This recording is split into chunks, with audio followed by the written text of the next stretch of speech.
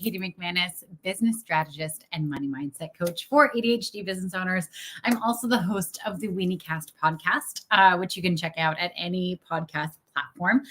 Welcome to my live, everyone. I'm on day 2 of kind of like a low dopamine hit. So excuse me if my energy is a little lower than normal. I'm fine. Everything's fine. I'm just tired, which is very normal for people with ADHD. For humans in general, we live in an exhausting world, right?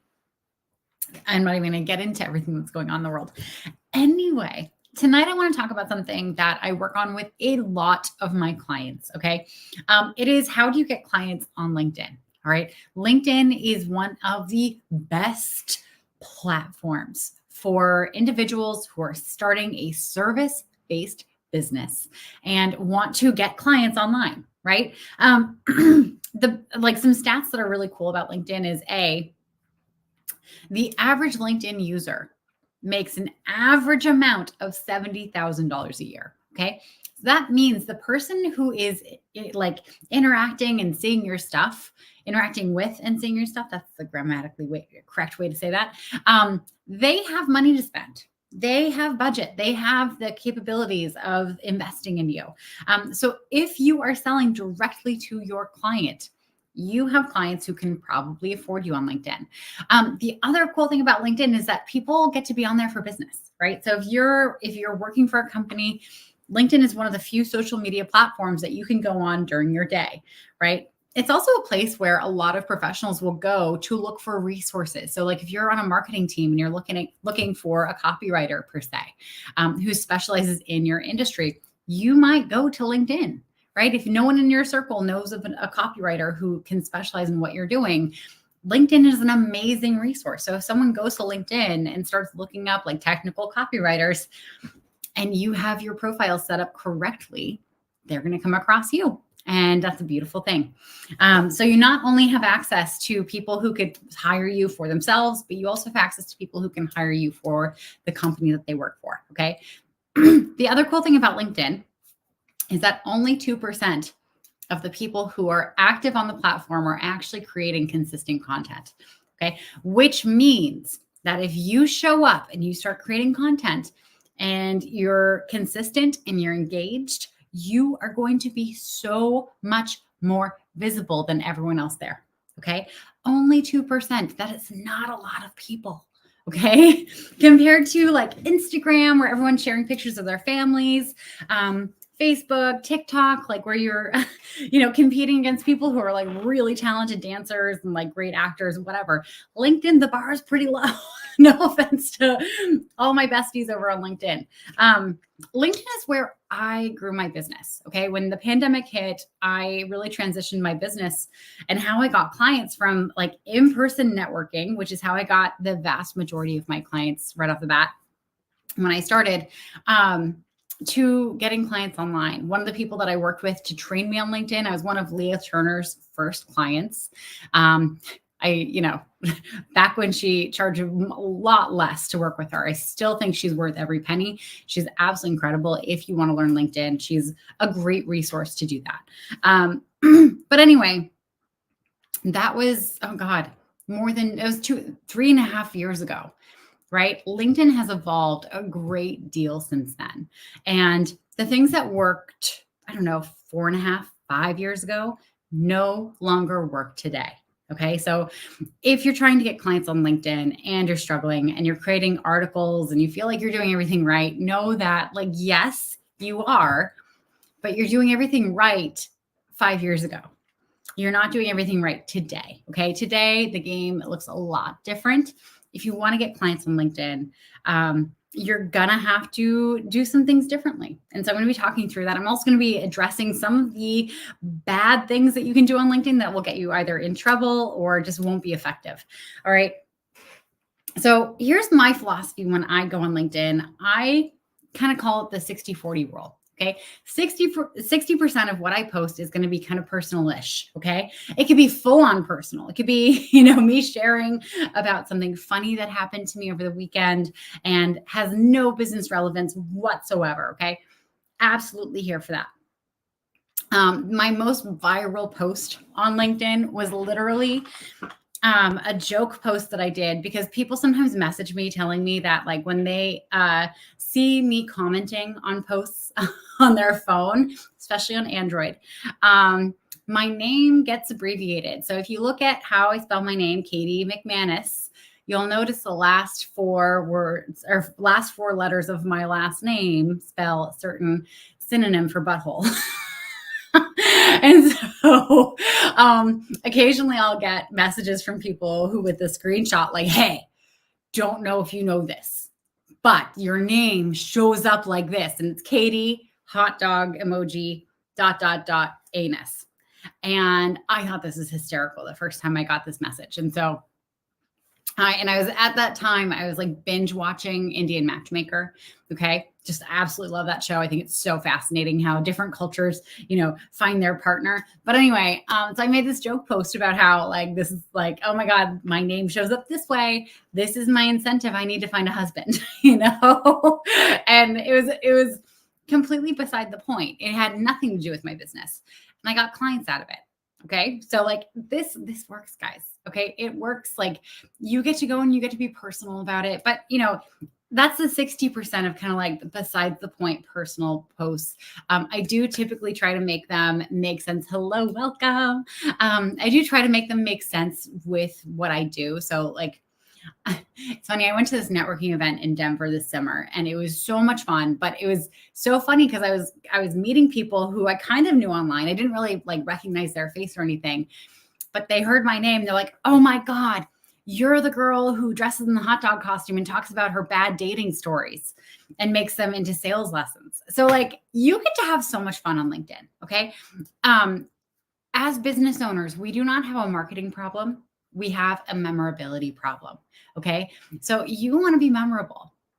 How I approach LinkedIn is it's like, it operates best when you treat it like a neighborhood. Okay. So if you live in a neighborhood where people like know each other, I want you to think about, who's your neighbor that's like across the street and 3 doors down. Okay. You probably know their name. You probably know their last name. You probably know like what their decor of their house is, lightly if you've been inside. You probably know how they like to spend their weekends. You know what their yard looks like. You might know if they're coffee drinkers or tea drinkers or like what their favorite alcoholic beverage is if they drink. You might know what holidays they celebrate. You might know a little bit about their family. You don't necessarily know what their deepest, darkest secrets are. You don't necessarily know what they talk to their therapist about that day. All right. If they go to therapy, you don't know family drama unless they share it with you. LinkedIn operates the same way, right? Because on LinkedIn, for someone to remember you, for someone to see your stuff and be like, oh my God, this person is a copywriter for this kind of thing. That's so interesting. I'll have to like hold on to that information. They have to know who you are first. They have to have in their mind, like some kind of memory of you seeming almost like a friend to them, right? Your neighbors, even though you don't really know them, you probably trust them with the key to your house. Like, let's be real. If you live in a nice neighborhood, people generally trust each other with keys to their homes. You probably like if your power went out and you needed to like plug in your phone, you'd feel comfortable going and knocking on their door and asking if you could plug in your phone, right? That is the level of trust that will help you the most on platforms like LinkedIn. And so, yes, you want to share personally. Yes, you want to share vulnerably, but I want to just name this because I know everyone hears that and they're like, oh my God, like I don't want to share my whole life on social media. I want to remind you that vulnerability is a spectrum, right? I want you to think about the things that you know about someone that like to know it about them, you'd have to spend some time with them, right? How people take their coffee. My sister, during the pandemic, I was locked down with her and my parents. And, it was my first time really spending that much time with them since I was in high school, right? I was an adult, right? And what struck me is I didn't really know how my sister took her coffee until we got locked down together. She's a psychopath. Like she's not really, but the way she takes her coffee, she takes a cup of coffee and she puts 3 ice cubes in it. Okay. That's it. No milk, no sugar. Okay. She takes the ice cubes just to cool it down so she can drink it right away. Like crazy. But that's something that you wouldn't know about someone unless you spent time with them. right? So when you think about what you should be sharing on LinkedIn, I want you to think about what's the kind of stuff that's kind of like that. What are the things that would indicate that you have some level of intimacy with someone, right? It doesn't have to be your childhood trauma, unless you really want to share about that. That's absolutely okay on there.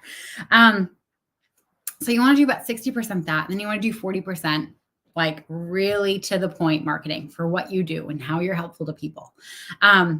Oftentimes you see people showing up on LinkedIn or on different social media platforms, and it's very clear they're trying to prove to everyone around them that they know what they're doing, that they are an expert. Here, look at me. I know all the experts speak. I have all these resources, blah, blah, blah, blah, blah. And it doesn't really work on LinkedIn, right? Because when people are on LinkedIn, they kind of assume everyone's an expert already, right? Because it's a professional platform, right? It's not like on TikTok where you could be dancing on one video, showing a video of your dog in another, and then sharing, expert opinions in another one, right? You kind of do have to kind of level up and show who you are and what you have to offer on TikTok. On LinkedIn, people assume you're an expert. So the goal on LinkedIn should always be not to show everyone how smart you are, but to make everyone else feel smart when they read your posts and when they go to engage with your posts. Let me see. Andrew Stout. Hello. Happy Wednesday. Dynamo. Oh my God. Oh my God. The donut place in San Francisco, Dynamo Donuts. Oh my God. That word. I don't know. I really don't hear that word said very often, except for when I lived in San Francisco and I got to have their donuts. So good. They had like a maple bacon one. Oh, it's to die for. Anyway, that was a distraction. That was a little ADHD moment. Anyway, you want to do this like combination of posting personal and posting promotionally and all this stuff. Above all, you want to make your people seem and feel smart. Okay. So whenever you're posting, you don't want to use expert language. You don't want to reference things that they don't know what you're talking about, right? You want to stick to stuff that's kind of in the public domain, unless you're okay with alienating a whole bunch of people, right? So there are some things that are absolutely bad we don't want to do on LinkedIn. I'm going to go through that first. Then there's some stuff that's really just ineffective on LinkedIn. We're going to go through that second. And then, of course, we're going to go through some stuff that actually works to get clients. All right. This is all the stuff that I do and that I train my clients on. All right. So number one in the bad list is pods. Okay. If you don't know what a pod is, it's basically where you join a group and often you pay to be in the group. And whenever you like make a post, you share it to the group and everyone kind of globs on and goes and comments on your post. Now you may hear that and be like, oh my God, that's an option. That's so cool. I want to do that. I want to up my engagement. No, you don't. Not that way. Organic engagement is the name of the game on LinkedIn. If you want to get in front of your ideal clients, you need to wait for them to discover your posts. This is one of the reasons why we want to share personally. This is why we want to like give people an easy way to engage on our posts, right? Because it helps grow our networks. If you're paying to be in a pod, guess what? You're paying to be in a pod. So like all the people who are in that pod are also trying to get clients. They're not your clients. But what it does is it trains the algorithm to show your post to more people like them. Right. And because they're going and commenting on all these random things that have nothing to do with them, it doesn't actually reflect their interests or anything, you are going to confuse the bejesus out of the algorithm. Right. So your stuff is not going to be shown to your ideal clients. It's going to be shown to more pod people, which no, it's also against LinkedIn's terms of service. Anyway, Daniel Hall, I think his name is actually releasing like a whole bunch of names of top offenders right now. Really interesting.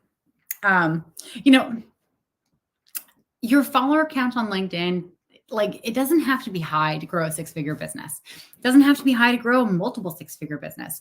I have clients who have less than 7,000 followers there who are pushing up against their first seven-figure year. All right. It is absolutely possible to grow a hugely successful business with a smaller following on LinkedIn. I personally hit my first six figures from the platform, I think when I was around 5,000 followers. I'm currently at like 15,000, right? And it's amazing. I'm not huge by any means, but I have a really dialed in audience.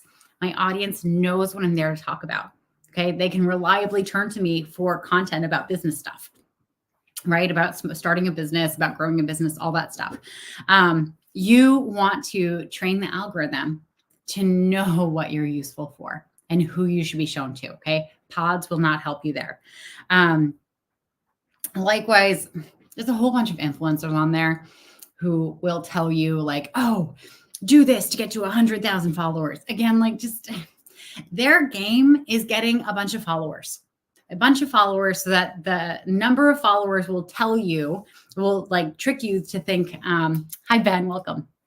Will trick you into thinking that they're credible. Okay. They may be credible, right? But follower number does not equal credibility. It doesn't mean they're qualified. It doesn't mean that they're an expert in anything except for getting followers.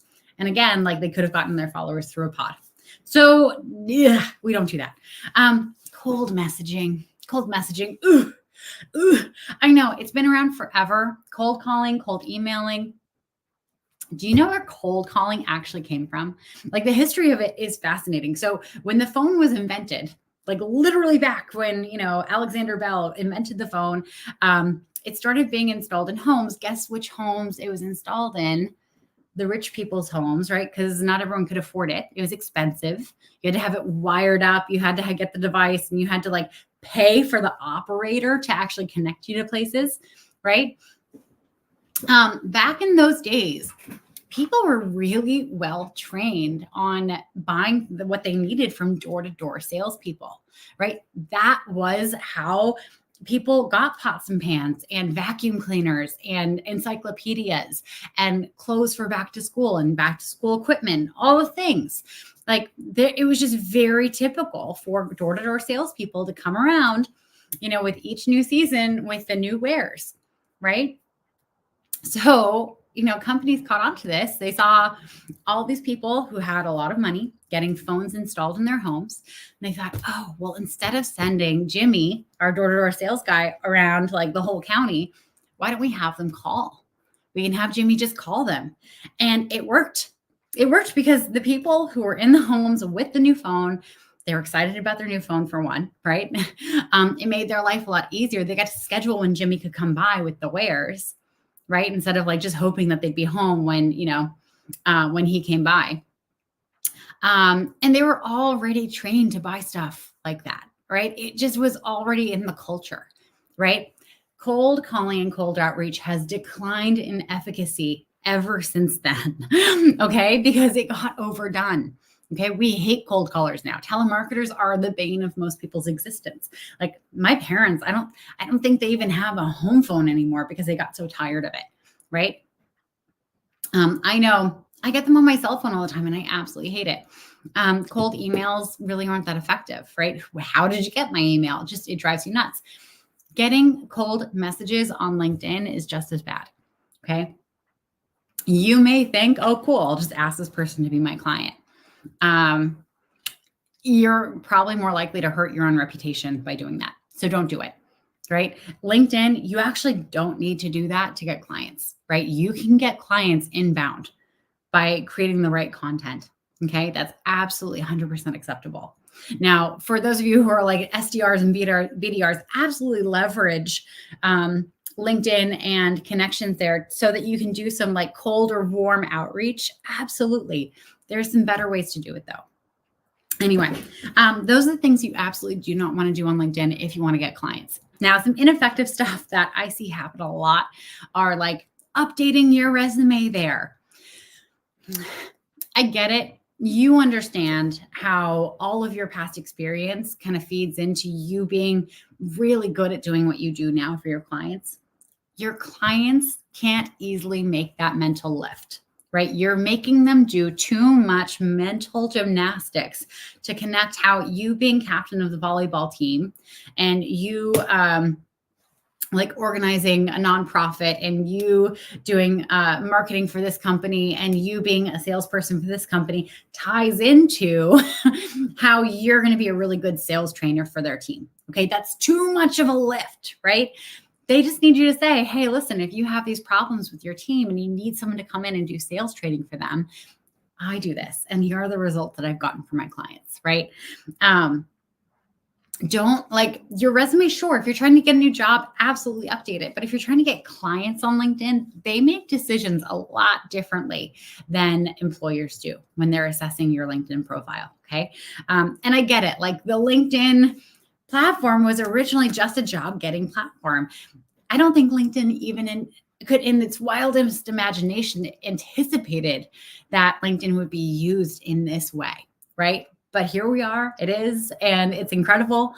And you just need to follow a new set of rules. Okay. Likewise, back in the day, like I remember going on a date with a guy. Here, a dating story. I remember going on a date with a guy in 2019. Really nice guy out of San Francisco.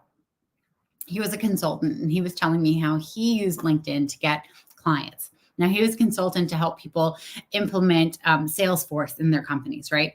Super specific, right? So, if someone needs help setting up Salesforce in their company, LinkedIn is absolutely a place they're going to go. What he did was he did articles, right? So he would literally just pay a guy on Fiverr to write articles that made sense, right?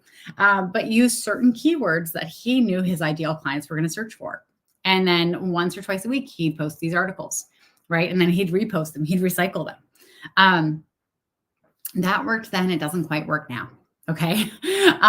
Unless you are in one of those super hyper specific searchable, like people are actually actively searching for you kind of industries, right? Very few of us are though. What works is again, posting, letting people see who you are, letting them like experience you as a human, right?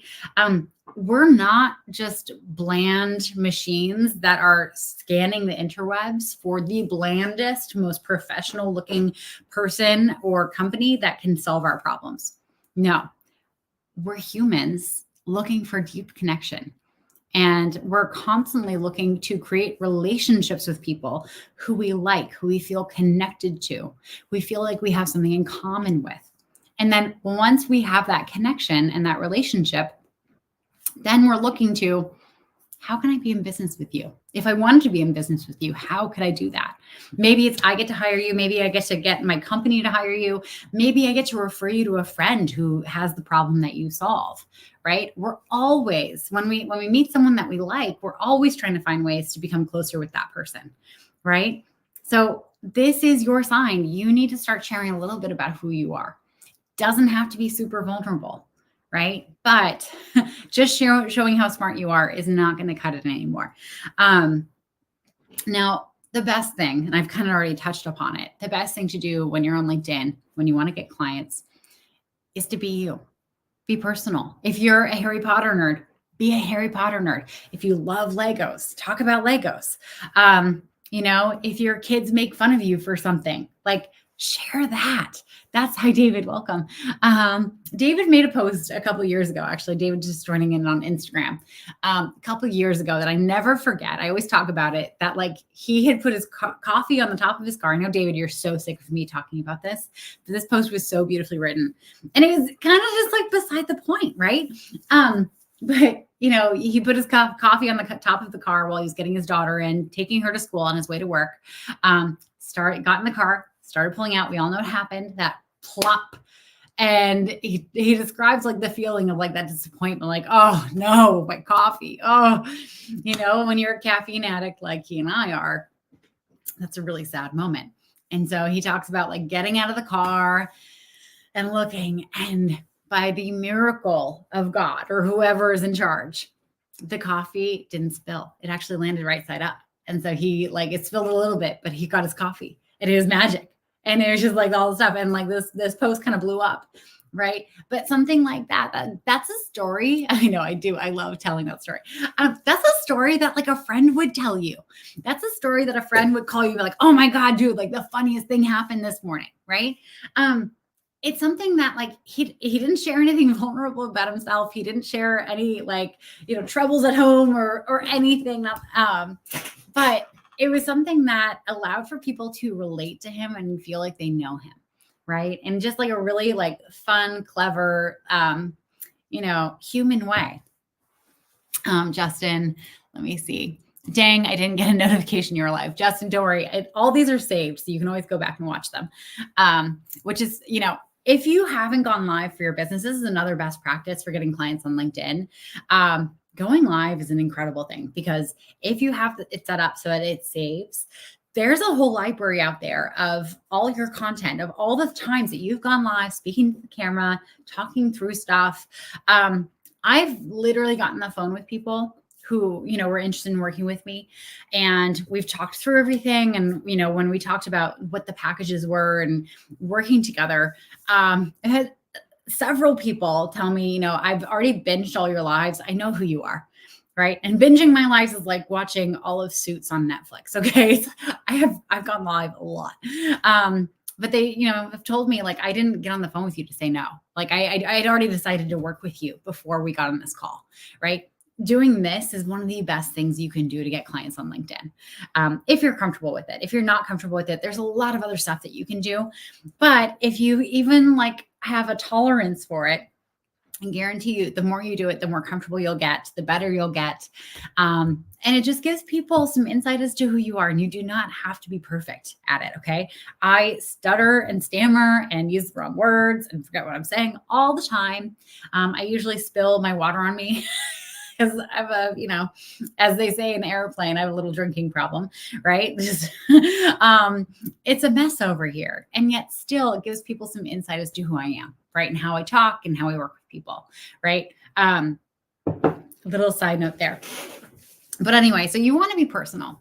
You also want to be promotional. And this is one of the harder things that people have to do, right? Because talking about what you're an expert in is very different from saying, hey, you have this problem. I solved that problem. You should hire me. Right. But here's the thing. No one's going to know that you're taking clients unless you tell them that you're taking clients. Right. You have to open the door to, hey, by the way, if you want to work with me, here's what I have available right now. Right. So I'll do this right now. I only have 3 one-on-one client positions available for the rest of 2023. And I will probably be cutting off how many more clients I'll be taking in 2024. Right. So if you want to work with me one-on-one, you have to get on the phone with me pretty much yesterday. Right. I have a lot of people who are trying to get their ducks in a row to grab one of those spots. And if you want to work with me, there you go. That was badly done, but you have to get comfortable promoting what you do on social media, right? No one can give you their money if they don't know that you're open to taking their money for the thing, right? So you want to be promotional. You also, your profile should be set up like a landing page. If your profile is not set up like a landing page, then people aren't going to be able to go onto your profile and understand that you're useful to them. Right? They're just going to go to your profile and learn about you, which is fine. Your profile, when you're trying to get clients, actually should never be about you, right? It is kind of about you, but it's more about your ideal clients. It's about their problems. It's about what they want more than anything else. It's about what's getting in the way of them getting there on their own. Okay. And then it's also about how you help them get there. All right. Your profile should be a landing page. If it's not, then I know why you're not getting clients. Lastly, I've been going for about a half hour. These fly. Oh my God. Lastly, you want to engage. Okay. You can't just go and post and not engage and expect people to engage with you. This isn't a one-way street. This is a two-way street. You want to go and you want to establish friendships. You want to go comment on other people's posts. You want to be funny. You want to be human. Half of my comments start with LOL or OMG, because that's how I text my friends. And really, there's some LinkedIn coaches out there who will legit say you don't have to post a damn thing on LinkedIn to get clients. And while I disagree, I don't think that's the best way. It's true. It's true. I think you can get a hell of a lot more clients by creating content. But if you're shy or if you're not ready to write something and put it out there, absolutely. If you set up your profile like a landing page and then also go and comment on a lot of people's posts and get out there and start establishing those relationships, it's amazing, right? Because people will see your comment on another post and they may engage with it. They may respond to it. And then In addition, like they'll get curious about who you are and they'll go and check out your profile. And then if your profile is optimized like landing page, they're going to understand on a very deep level who you're useful to. And if it's them, they're far more likely to book a call.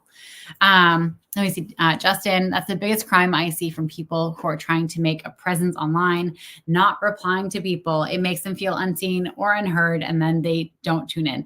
100%. Yeah. Like when people comment on your stuff, you absolutely need to go and respond to each and every comment.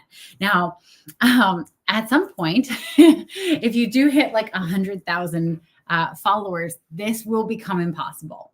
Right? Your job is not to be on LinkedIn all the time, right? So of course, like at a certain point, you're not going to be able to do that. But until you get there, you best believe you have to respond to every comment. I mean, that's how you create relationships. That's how you create like genuine friendships. I can't think of a single person in my comment section here who I haven't engaged with in the comments on my posts, on their posts, on other people's posts, right? It genuinely does create that connection, right? And people want to buy from people they feel connected to. Social equity is a real thing. And please, for the love of God, don't use ChatGPT. Oh my God, the ChatGPT, that's another one on the absolutely not list. ChatGPT, I know. I can read a comment and I know when it's written by ChatGPT, I delete them.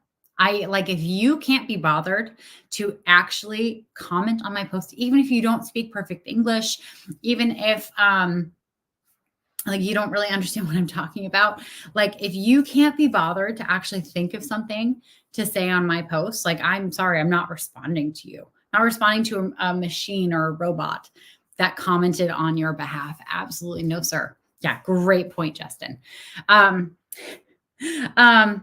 LinkedIn is one of the best places to get clients if you're really struggling with this. There are a few things that you need in place to be able to do this well. You need to know your niche. Okay. You can't go on LinkedIn and get clients if you don't know which clients you're going after. This is one of the foundational things that I cover in my Build Your Own Business group program. It's also something when people work with me one-on-one that we dive really deep into, right? Because for you to do empathetic marketing, which is what I train on, you have to know who you're empathizing with, right? The problems of a 27-year-old single mom are very different to the problems of a 58-year-old CEO, right? Completely different, right? You can't go and do empathetic marketing on LinkedIn if you have no idea who the hell you're talking to. So you need a niche. You need to understand them frontwards, backwards, sideways, inside out, all the things. Let me see. Elisa, this is super helpful, encouraging and helpful. Thank you. I'm so glad. So you need to have a niche. You absolutely also need to understand what your marketing strategy is, right? This is, again, something that I do with my clients in Build Your Own Business. I customize a strategy to each and every one of my clients in there and with my one-on-one clients, right? If you don't understand the road you are building to take people down a path to become your clients, it's gonna be really disjointed. You're not gonna understand why they're not starting here and getting there, right? Because they can't. This road's gonna be a piece of shit.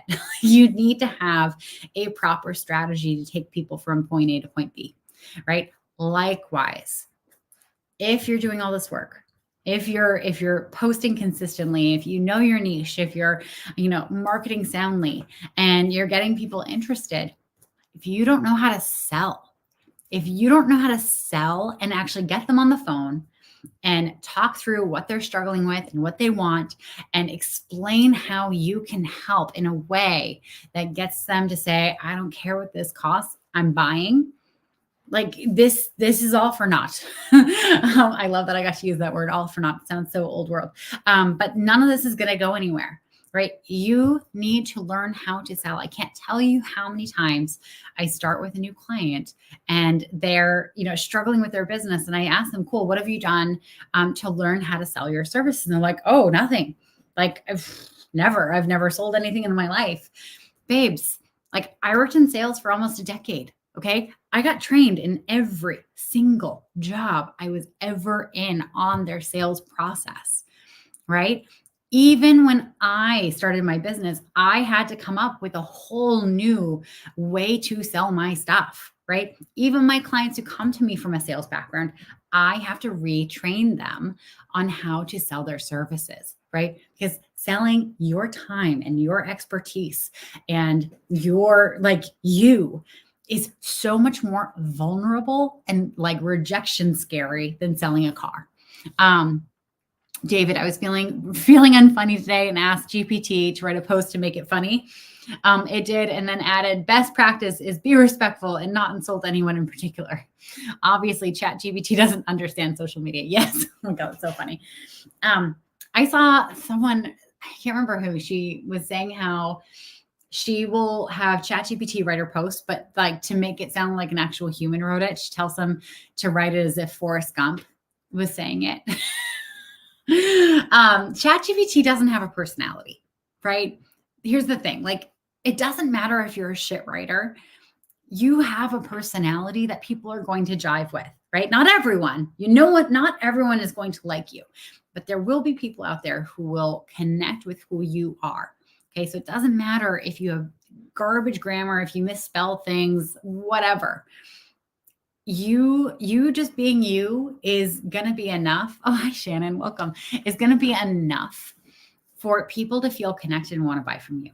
Just, and you have to have faith in that. And you also have to know that when you show up online and when you post and when you post again, and when you see like what works and what doesn't work, you're going to learn how to be better.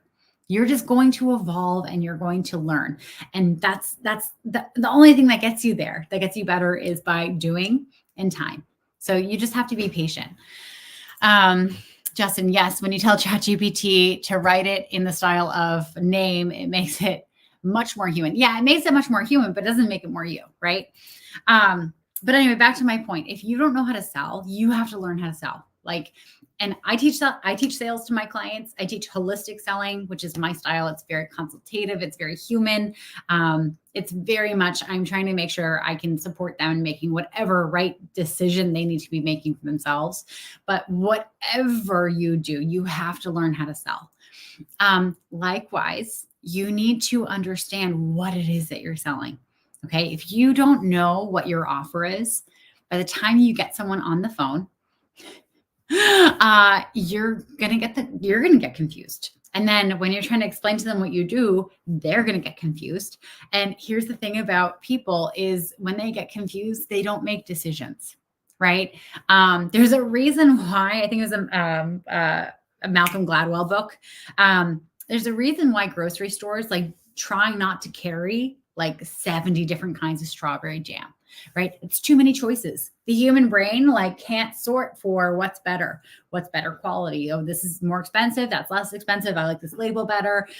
This is organic. This is not organic. Oh, this is local. This is not local. Too much. When you have too many options, people just walk away, right? You need to know what your offer is. If you don't know what your offer is, your client can't know what your offer is, right? A confused buyer never buys. Now, this is also something that I train in my Build Your Own Business group program and with my one-on-one clients. So if you're struggling with any of these things, then I want you to DM me and we will hop on a generate income strategy call and we will talk through absolutely everything that you want for your business and your life. And we'll also address all the ways you're getting frustrated and getting there on your own. And if it makes sense for both of us, because this is a two-way street, right? We'll talk about different ways to work together. If it doesn't make sense for us to work together, then I will point you in the direction of whatever resource I think will best serve you. Whenever I get on the phone with someone, like my goal is not your money. My goal is helping you. Right. That's one of the reasons I do these lives. Like I want to make sure that if you can't afford to work with me, if you like my content and you're paying attention because you're wanting to grow a business, I want to give you enough that you kind of understand the direction you need to go in. Obviously, I have to walk that line of respecting how much money my clients spend with me to get access to what I share.